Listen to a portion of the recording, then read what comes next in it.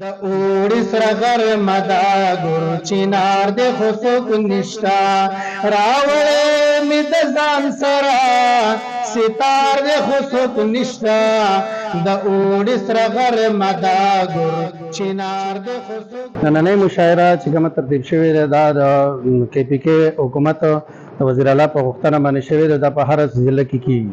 نو زموږ په ضلع کې هم دا ډسټرکټ ګورنمنټ چې کوم دی DC دا ترتیب کړی او دا ټاسک ایجوکیشن ته حواله کړی و چونکې زه استاد یم او صدر دیر پښتو ادبي ټولنه مسلم خان وصال یم. زه دا ټاسک بیا موږ ته حواله کړو. نو د هغې لپاره چې کوم دی موږ شاعران ترتیب کړو او نننی چې کوم پروګرام وشو او ترتیب شوی دی نو دا د ایجوکیشن په اهتمام باندې شوی دی د DC په غوښتنه باندې او د ایجوکیشن په ترتیب باندې هغې چې کوم دی دا کړی ترتیب کړی دی. نو دې لپاره ټول استادان شاعران راغلي دي چې کوم د ایجوکیشن سره تعلق ساتي هغه شاعران چې هغه استادان وي نو هغه په دې کې ګډون وکړو او دا ښه خبره ده چې دا مشاعره د دغه قید و بند نه ازاده ده موضوع نشته او ازاده مشاعره ده. د هر یو څیز سره انصاف پکار دی. ورځې مرغۍ د خیر دی هم والوځي خو د دروغو هم یو ګراف پکار دی.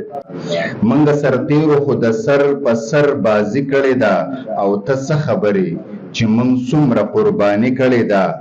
مخونه نه ګورو ملګرو موږ زړونه ګورو مخونه نه ګورو ملګرو موږ زړونه ګورو د حسن نه موږ د خلوص سره یاري کړې ده.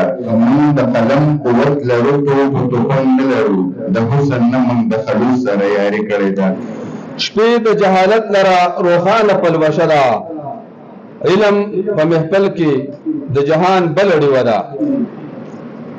علم د سپوږمۍ مخ ته قامونه رسولي دي ویښ د سمندر نه خزانې را ایستلي دي.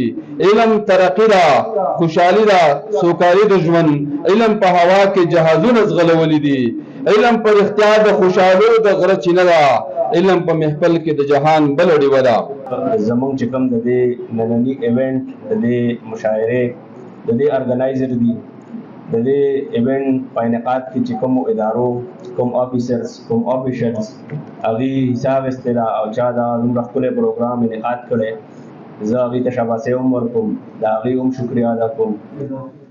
په عام لهجه کې هر سړی خبره کوي خو کله چې یوه خبره د شعر په ژبه کې وشي د دې ډېر زیات اثر ډېر زیات اثر نو زه داسې وایم لکه یو شاعر صاحب چې ویې چېرې انقلاب غواړو خو د قلم او د کتاب نه غواړو.